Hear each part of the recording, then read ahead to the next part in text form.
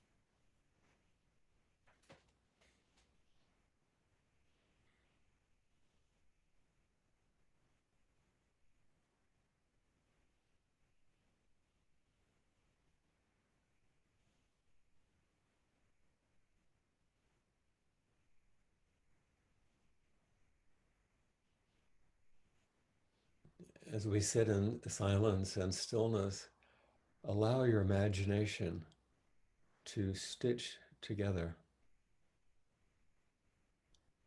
these hearts and minds, these bodies at distances who are somehow actually together.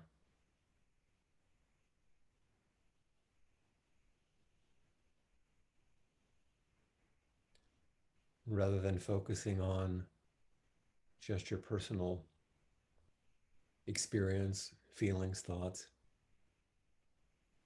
open to the vast, interconnected web of our shared existence, our shared sitting, our shared intention,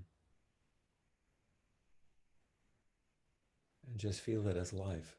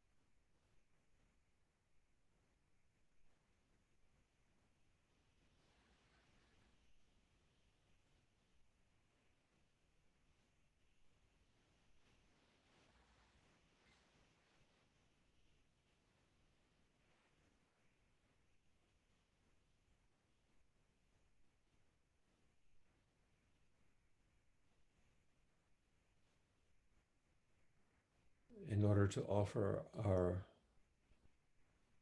humble appreciation for this inconceivable life that we're actually living. I'll ring the bell and we'll offer the verse of the robe as that expression of gratitude.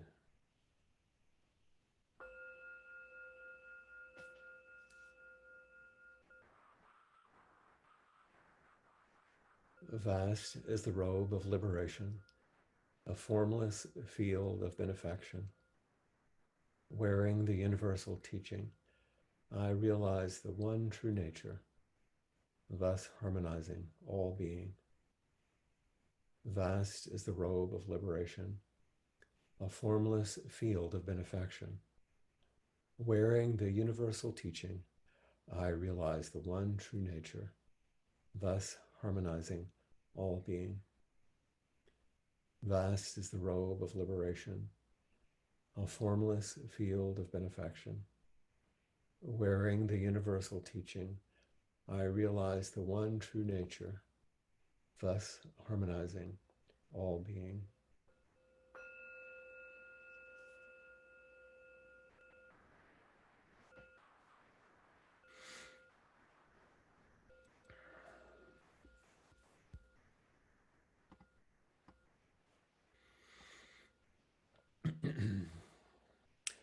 I wish that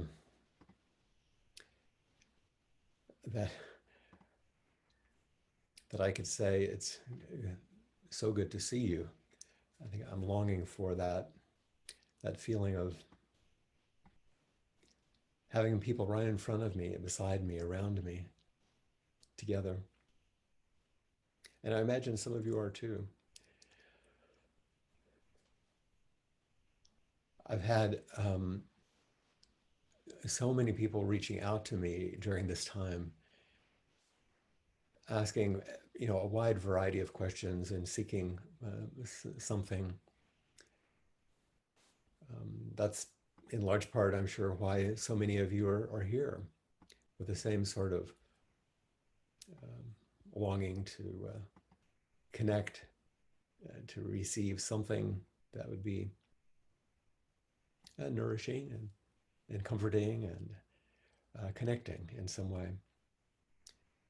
A few years ago, after a retreat, one of the participants, had gone home and reflected on their experience at the retreat. And it was a retreat here in Hawaii, actually.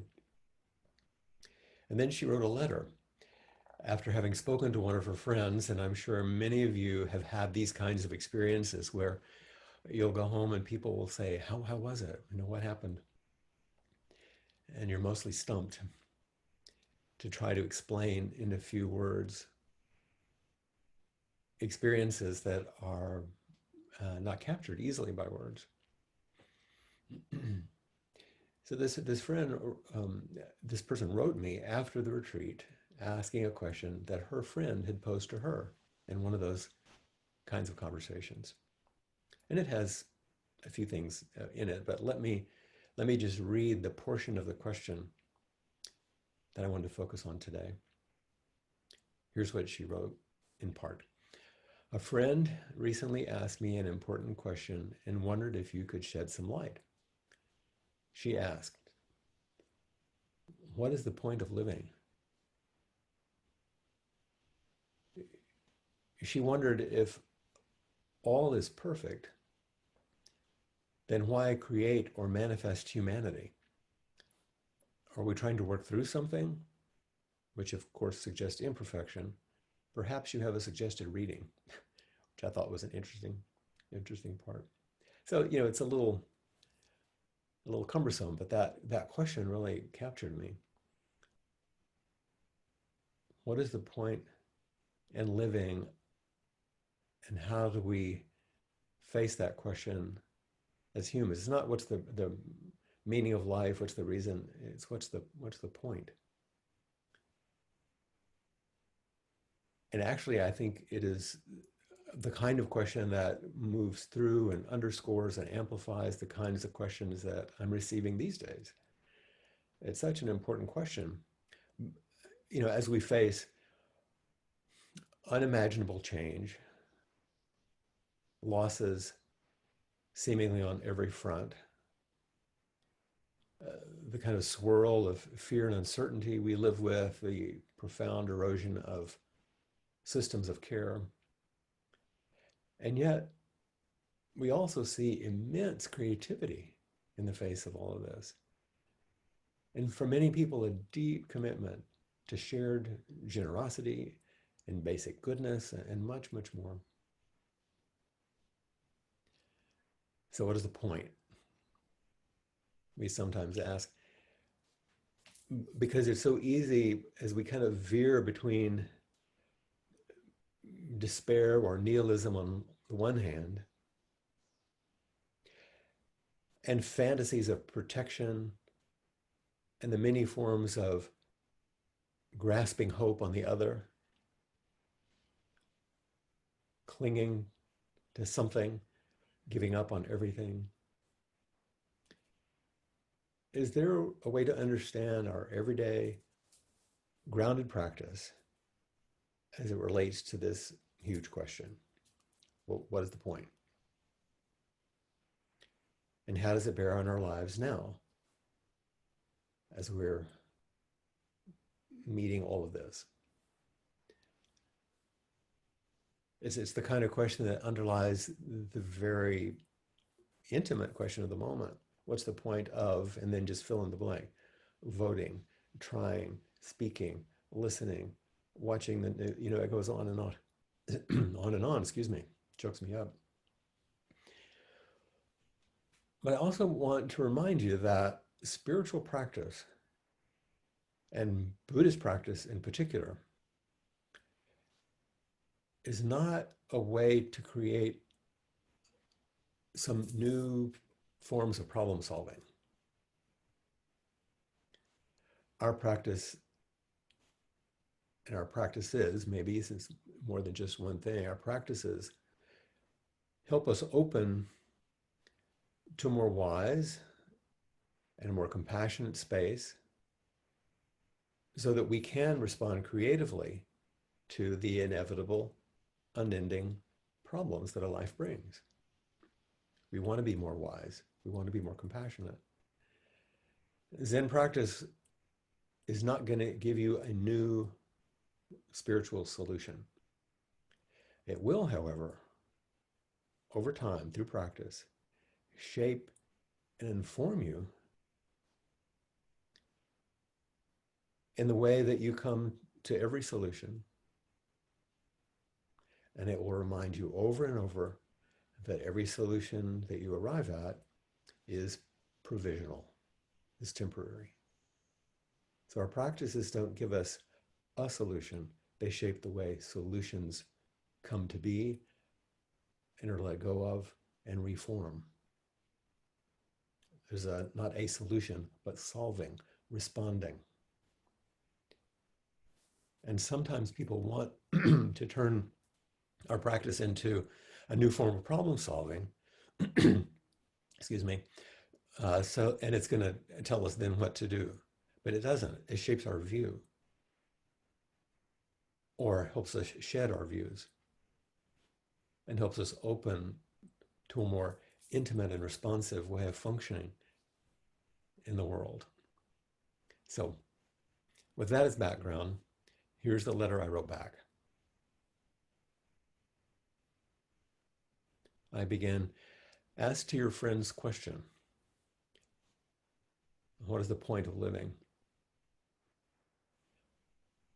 The point is to live. The point is to live. We're given this amazingly miraculous thing called a life.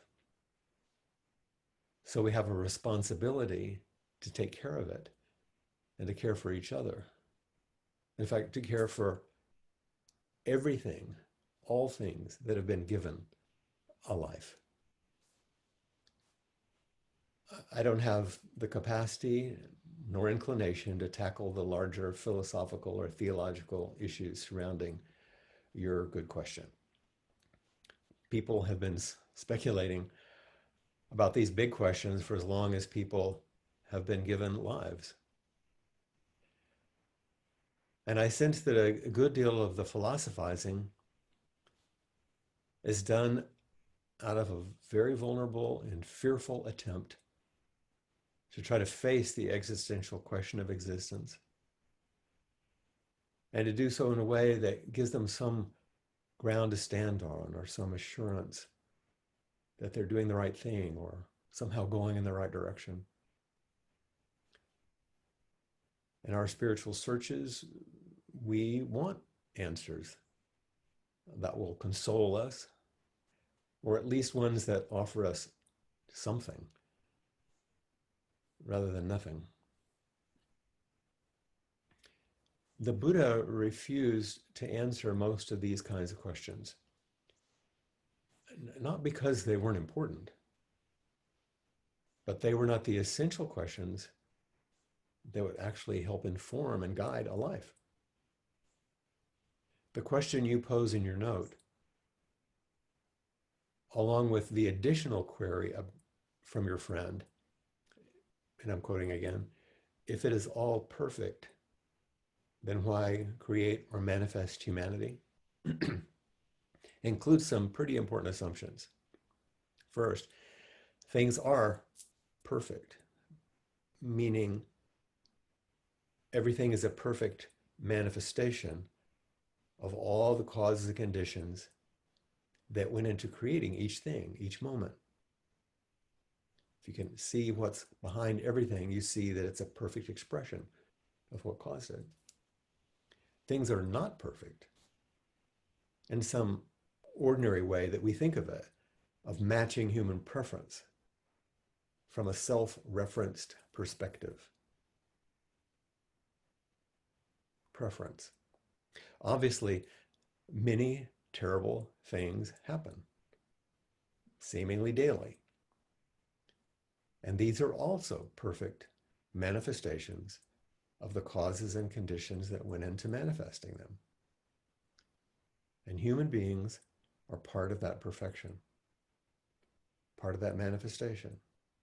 Not some separate aberration set aside from nature, which can be romanticized as perfect.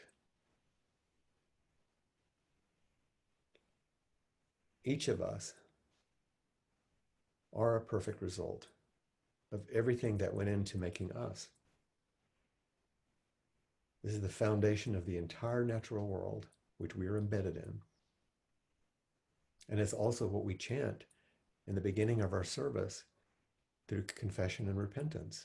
When we chant, all our ancient twisted karma, all our ancient tangled karma, from beginningless greed, hate, and delusion, born through body, speech, and mind, I now fully avow. And we chant it as we, which is shared in the universal, all being now fully avows. We realize this unending connection from infinite past into an infinite future. But our lives on this earth are temporary and precariously balanced along with everything else. And we are likely to become perfectly extinct as a species if we continue to allow our self-centered minds and egoic desires to rule. We humans are supremely creative and also ruthlessly destructive. But those too are just human creations, linguistic descriptions of perfect actions, naturally interdependent, arising out of mutual causation, but in this case, offered from a single person's individual viewpoint. Good, bad, right, wrong, creative, destructive. Remember, awakening is stepping beyond a personal viewpoint.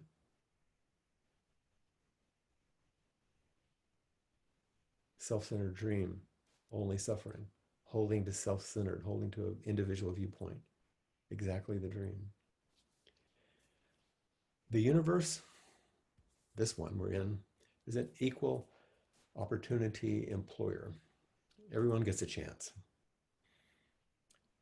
But everyone and everything has to play by the rules,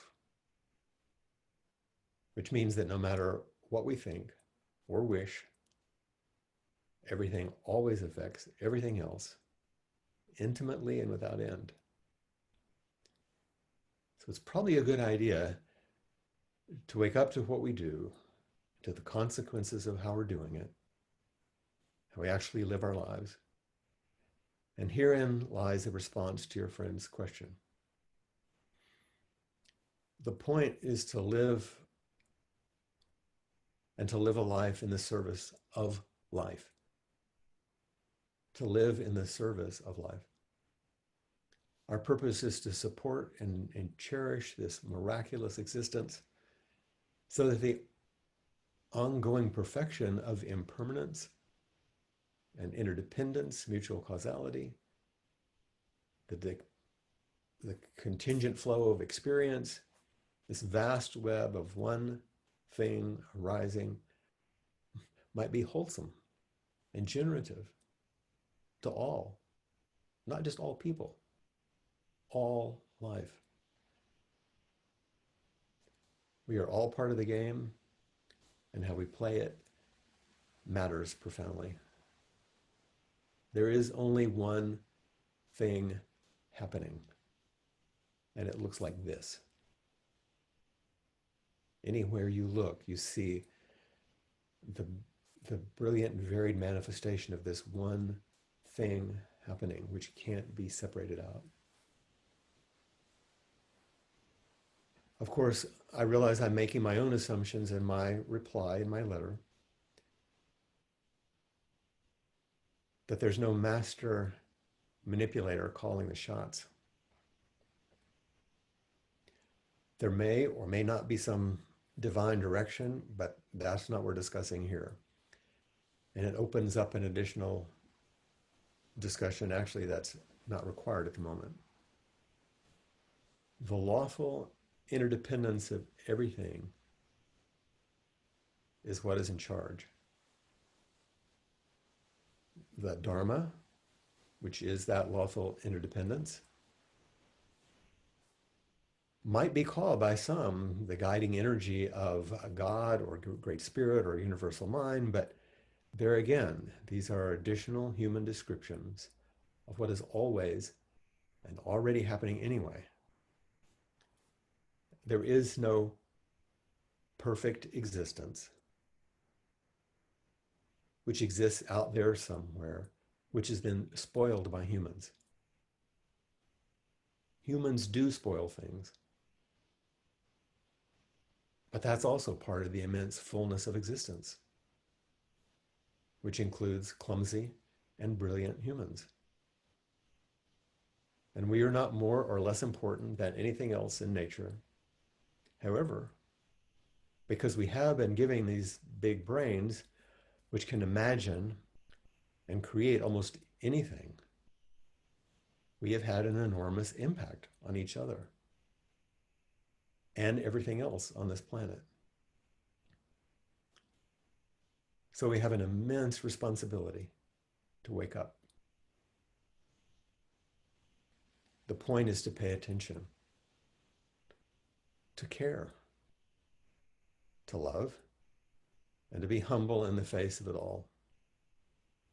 The point is to pay attention, to care, to love, to be humble in the face of all of it. Ultimately, we don't really know.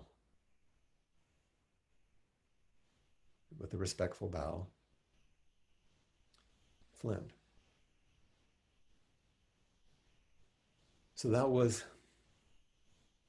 my letter, my response, which ended up, as you can see, it sort of be a bit of a little essay or Dharma talk, because I think I needed to write it out for myself, to maintain my own clarity about what's the point on those days when I can't find it in my feelings, because I might feel despair, depression, numbness, dullness, anger, frustration. I might be able to think my way into it as I'm confused and overwhelmed or tired. And my body may not have the energy at times to feel robust and full of the life that I would like to live. So I'll have to remember, what is the point? And to sit in silence and stillness in our practices, we come back to the most simple elements, which reminds us how to turn toward life in its most pared down way, and to breathe and feel our aliveness, and to remember the aliveness of everything around us. What is the point? The point is to live. The point is to live in service to others. The point is to be caring and humble and to love and to be awake.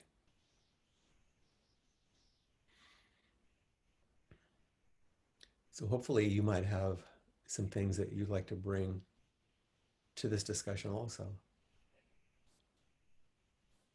And things that might be helpful to others to hear, as you do, as I did in writing the letters, is trying to sort some things out. So if you'll raise your hand, then Kim will help you come forward and we can talk a little bit.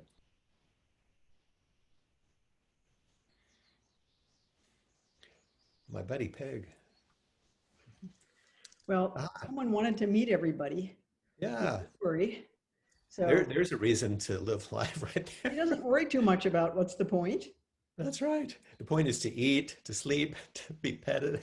Get a long walk. Yeah. She's pretty sweet. Little Jizo.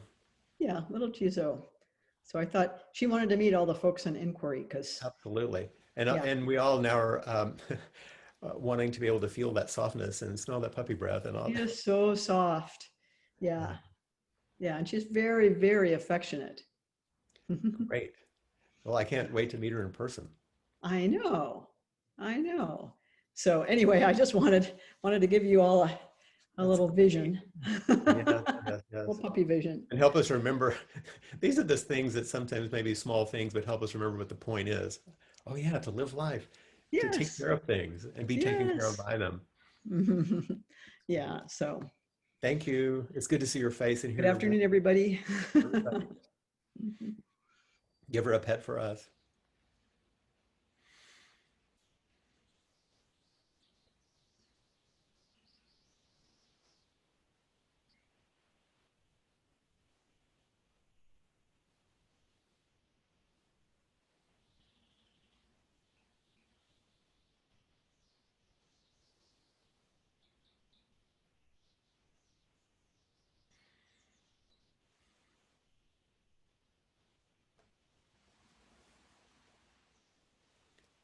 I make up when people are coming on like Chris is now, that you're having to walk down some long hallway or something. It takes a while to arrive at the door and to come in, you know.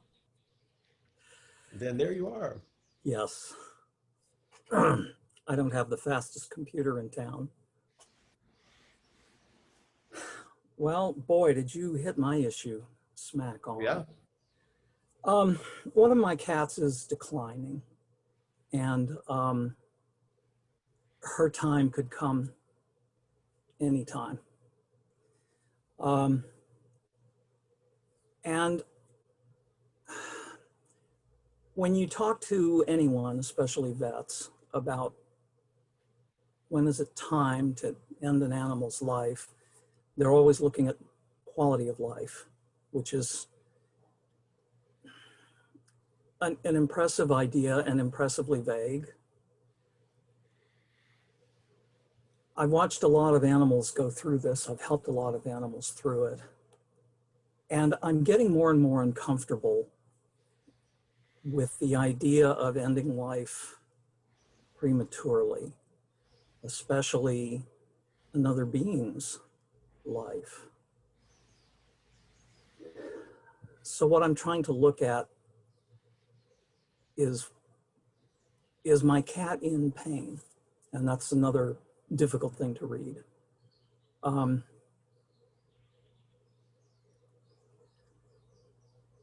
But just because she is dying and low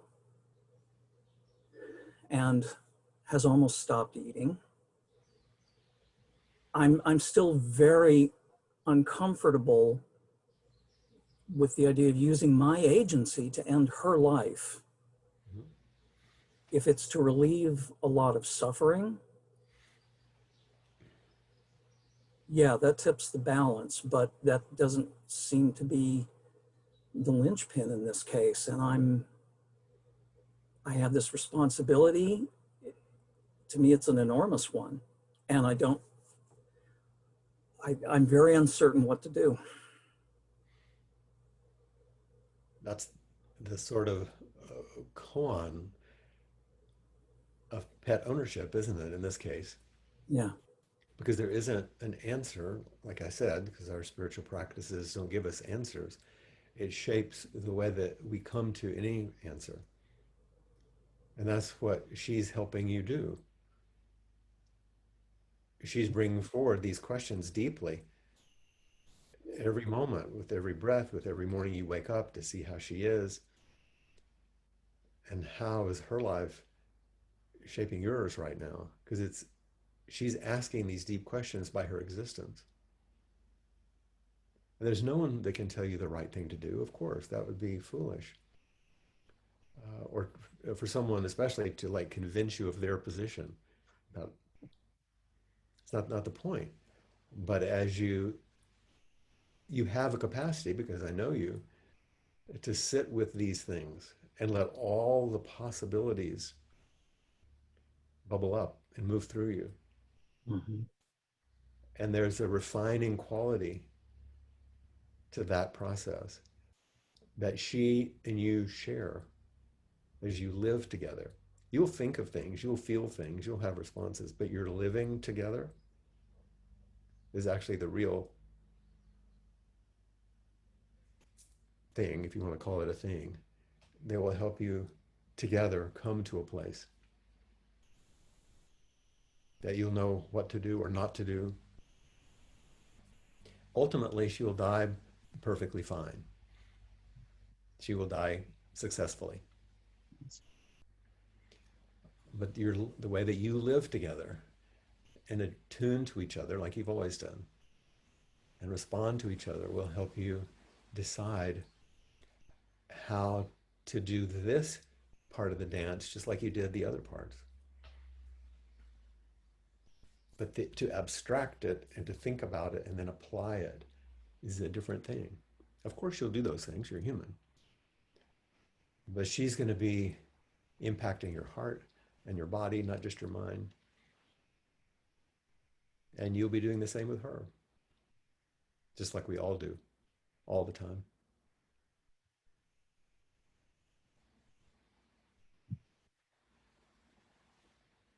Well, I think that answer just made things harder. That's the problem, isn't it? Because, because what we long for, like I said, was we want to grasp for certainty or an answer. Yeah. Because we want to steer away from the ditch of despair and nihilism. So we want to have consolation or we can grasp an answer. But those ditches are not the road. You can have a certainty, which cuts you off from the actuality of life.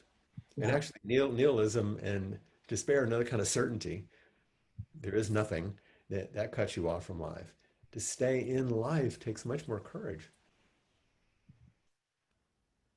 That's why we have spiritual practices. And that's why they're done together. It's too hard to do alone.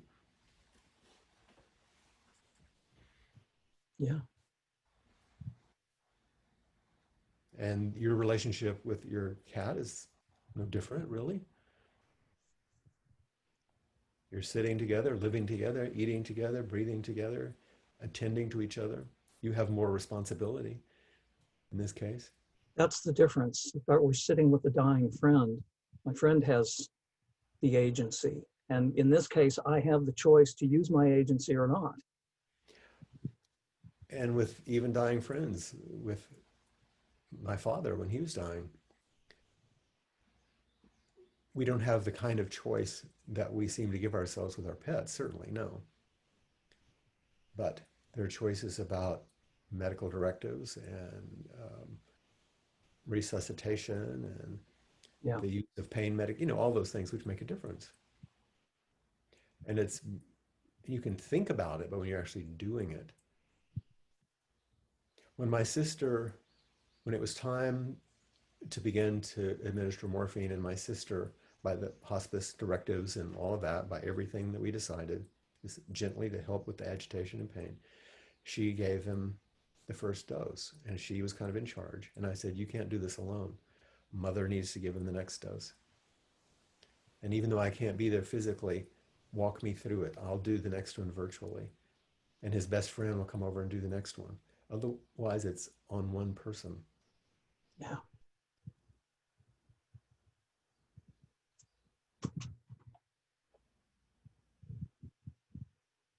You find your way together. Just like you're doing right now. You're sharing this with a lot of people.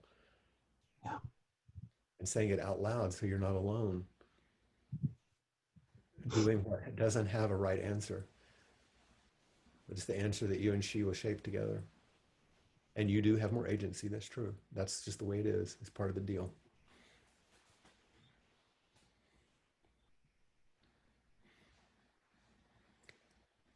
Let me know how it goes.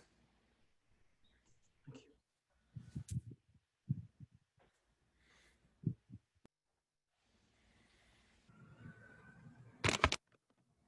There she is.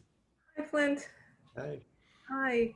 So first, I wanted to thank you before you started talking about what's the point about bringing in the imagination, because, and it kind of fits in with my question, but I have been using my imagination in my practice, but I kind of didn't know if it was right or wrong, and I'll bring my question in later.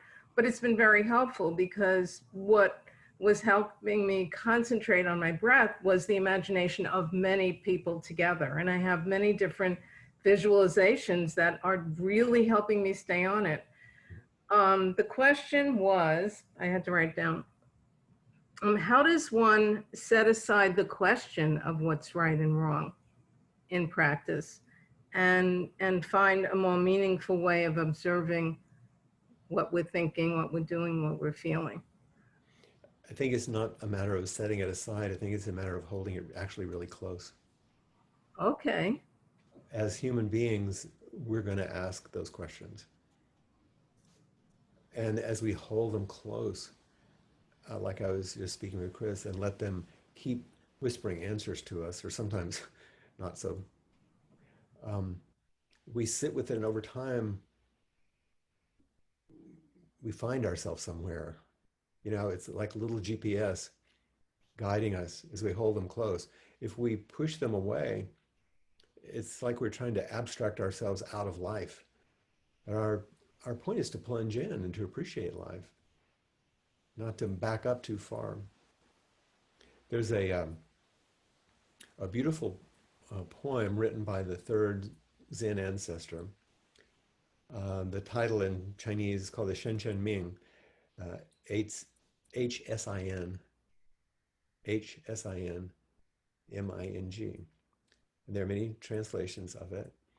The translation that we often use is starts, the first line says, "The great way is not difficult for those who are unattached to their preferences. Let go of longing and aversion and everything will be perfectly clear." It goes on, and it starts to set up all these dualities, and it keeps pulling out, pulling out, pulling out. At one point it says, "Don't keep searching for the truth, just let go of your opinions." But it doesn't say step back from life. Keep them close. I was, I gave you a little example of something that related to practice that I was just wondering, was it, should I do this? And it had to do with the big storm that happened one of the days of the inquiry, Isaias. And my beautiful garden that I had out there, it was like during, before the inquiry, it was just storming out there. So I had protected, I brought a lot of things in, but it was very noisy. And there's only one place in my apartment where I could be with the inquiry and not hear all of, but I was also very frightened by the storm. So I went into the inquiry, closed the door, it was lovely, came out, and two of my big plants had fallen over. And I said, you did the wrong thing. You were supposed to be present, for your plant. And then that was the first thought. So I brought them in, I fixed them up. And then I said, but maybe you were taking refuge. Mhm. So that was the getting mixed, getting tangled in that kind of thing. And the truth is, we make our choices, their consequences, and then we make a new choice. We go on to the next thing. We clean it up. Mostly, we clean up. Hopefully, we don't make things worse. And it doesn't get better than that. That's how it goes. Thank you. Yes, thank you.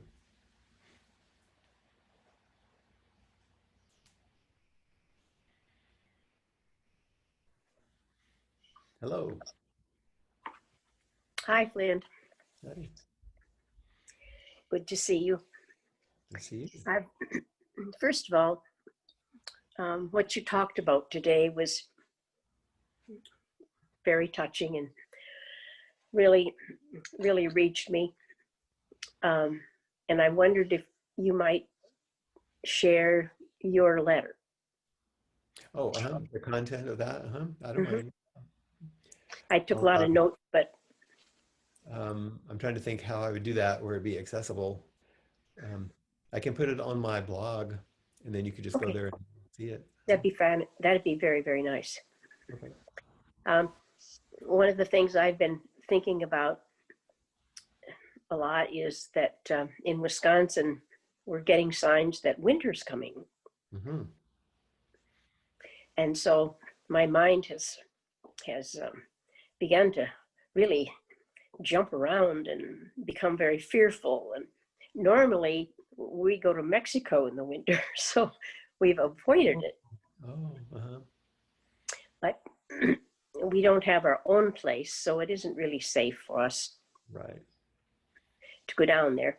So we're going to spend the winter here. And First my time in friend my life. Eileen came over this morning, and we were talking about sitting out on my back porch with the windows open, talking. And well, anyway, the idea of meeting life and just taking care of our precious life means, I think, to collapse this a little bit and bring it into me. But it sure is hard.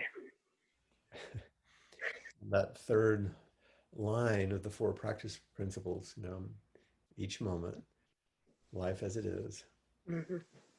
the only teacher, if we're paying attention and staying close and not getting caught in our self-referenced point of view. And so when you start freaking out, you realize that you're narrowing down. It's important to pay attention. You live in a place where winter can kill you. I mean, that's kind of a crazy thing, but it's an inconvenience at the least and can be dangerous at the worst. And so it's something to deal with. That's true. And in these times, we're more isolated. I mean, going outside and walking and playing golf and being in the garden and all of that are wonderful Mhm. now. Yeah. And life will be different. And so you'll find what the fullness of life is in a new context, because it's always a new context, always, every day, every moment. It sure is. And you find the fullness of life in every moment. That's our path. and appreciate each moment, appreciate your life, rather than having the life you appreciate and the other parts you don't appreciate. Yes, yes. So thank you. You're welcome.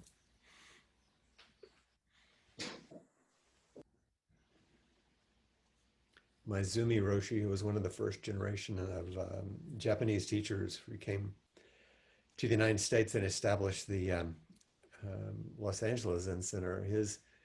The book of his talks is called "Appreciate Your Life." That was his main teaching. Mhm. Hi, Joan. Hi, Flint. Well, I hope I can get through this. It's kind of a tender time right now. You know, Roll and cry your way through. It's okay. yeah, I've just been having things going on. And I was fortunate to have two very committed parents, and I have two wonderful sisters who we are terribly close. And we get together once a week and talk now on Zoom, and did yesterday. And I brought up this thing our parents did that one thing that was good about them is they did things in unison. They didn't work against each other. They were both very devoted Christians. That was unconscionable. And I was preschool, and one was 12 and one was 15. It was with a pet. And so I was talking it over with them. And, you know, we all saw it the same. And what was so interesting is that we have no blame. I mean, it's just like, it's inexplicable that these two fine people could have made this decision. And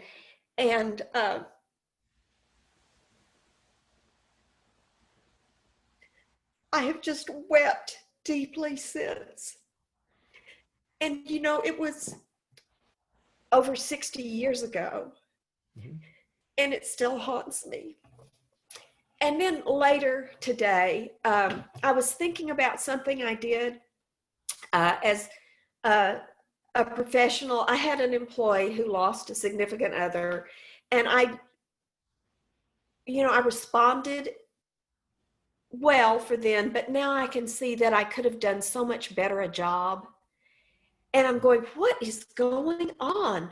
Why am I digging up these things from decades ago? You know, and then I realized my practice is to turn toward it. That it's going to keep bedeviling me until I understand it better. And that's so frustrating because only I can do that. You know, I can't turn to you and say, tell me what's wrong with me. You know, and I don't know that I know the answer, but when I was doing the robe chant with you,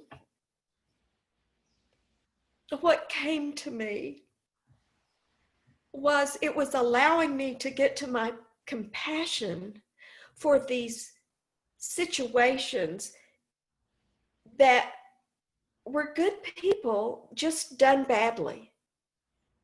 You know, if they just done badly with what all is going on now.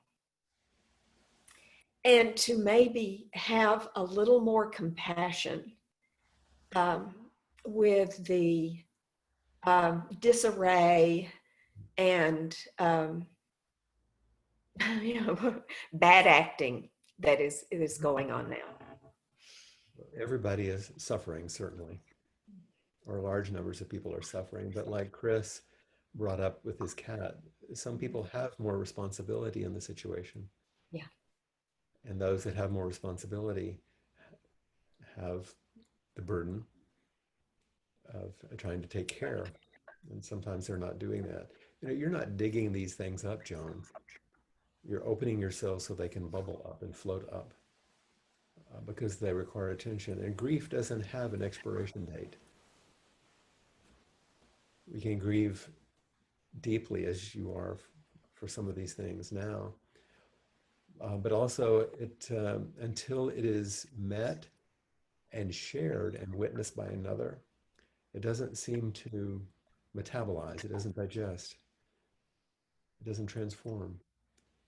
So for you and your sisters to speak of these things, not because you're going to get an answer, because they can be spoken of. And Like it you're, wasn't out of anger. We weren't blaming our parents, and it's just how did this happen?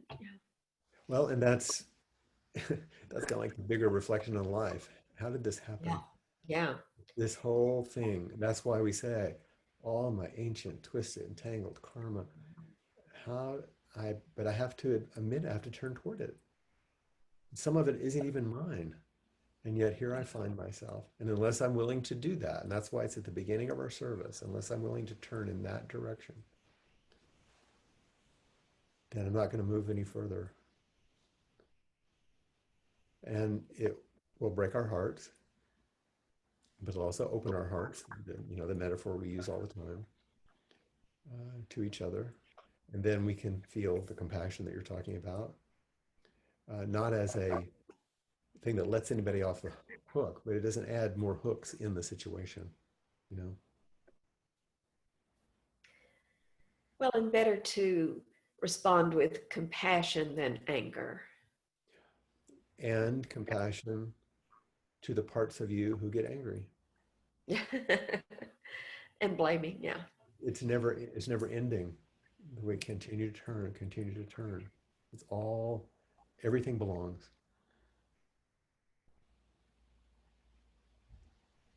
And thank you for your wholehearted expression of these things in a very real, personal way. These are the things that make a difference. And I value you and value the way you're communicating this. Appamada offers us such wonderful ways of being.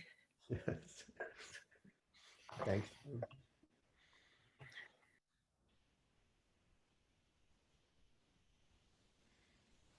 Hi, Susan. You're muted still. Mute. Okay. There you go. Um, Oh, you look like my hibiscus back here. well, I wanted to tell you that your homily today, your talk, was very, very profound and necessary, and it was totally elevated by the sounds of the birds that I could hear. Oh, could you hear them? It was wonderful to hear them. It reminded me of being there a year ago and experiencing that path full of birds. Anyway, it was an addition that was just ornamented the experience. The other thing I wanted to share for the lovely lady in Madison is that we here in Texas have also experienced a little bit of the autumnal tilt and are so grateful and so enjoying what's going to come for us, which is the opposite of what they are going to be going through. And I wanted to say, you can make it. It's okay. You'll figure it out. It's not easy, but the joy of having the ability to sit in a backyard and open a door is really great. And I wanted to share that and say, don't lose heart.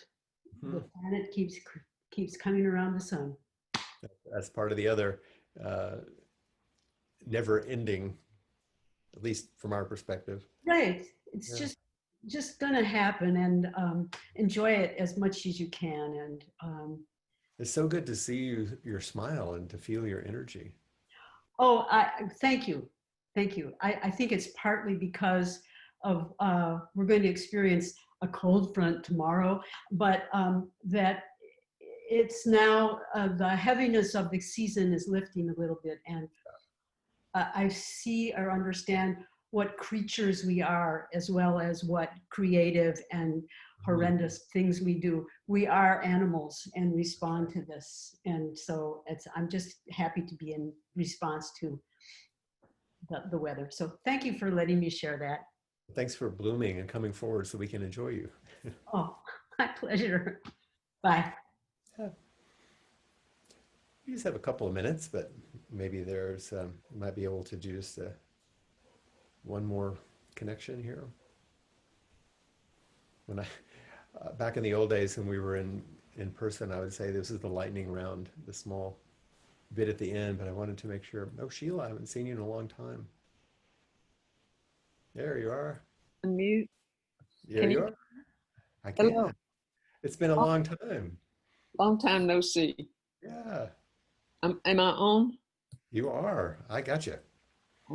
I'm block. My little sign is blocking you though. I like to see you. Okay. The host has asked you to start your video. Okay. Well, I want you. I want to see you. How do I do that? You might have up in the top right corner, if you're on a computer, the speaker view Okay. Speaker view. There you gallery view. If you put on gallery, you can see go. everybody. Both of us? No, I'll stay with speaker view because I'd rather Yeah. see you. Okay. What's up? Look, we got a sign in front of it. Anyway, I am so glad.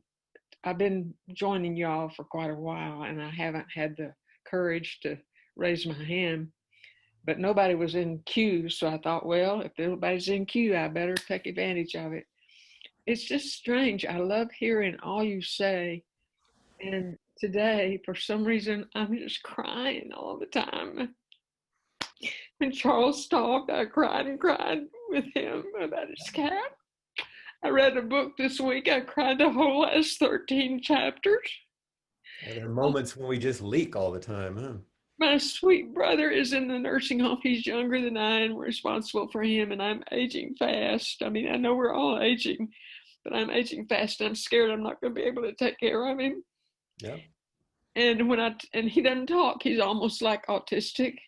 And when I told him, that I cried in those last 13 chapters, I said, "You think your sister's crazy?" And he said, "No, just tuned in." That's right. He said, "Just tuned in." And it made me think maybe he wants that or something. So I know our time is up, and so I'll just try to sit with it like you tell everybody. Just Yeah. go with it, face it, and go into it. There's a line I remember from Camus. He said, "Live to the point of tears." If you live fully, it's not that things are horrible. It's that there's so much that we overflow when we actually allow ourselves to feel the poignancy and the beauty and the everythingness. There's so And much. sometimes as we get older, it's all there. Thank you for bringing that for us too. Anyway, and so I love all the people that speak and you, and it's wonderful. Thanks, Sheila. Love is the theme. Good to see you. So we'll end as we do with our final verses to remind us of the heart of practice. Caught in the self-centered dream, only suffering, holding to self-centered thoughts, exactly the dream. Each moment, life as it is, the only teacher, being just this moment, compassion's way. Caught in the self-centered dream, only suffering, holding to self-centered thoughts, exactly the dream. Each moment, life as it is, the only teacher, being just this moment, compassion's way. Caught in the self-centered dream, only suffering, holding to self-centered thoughts, exactly the dream. Each moment, life as it is, the only teacher, being just this moment, compassion's way.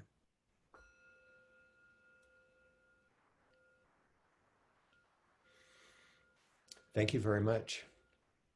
I look forward to our connection next week. And Kim?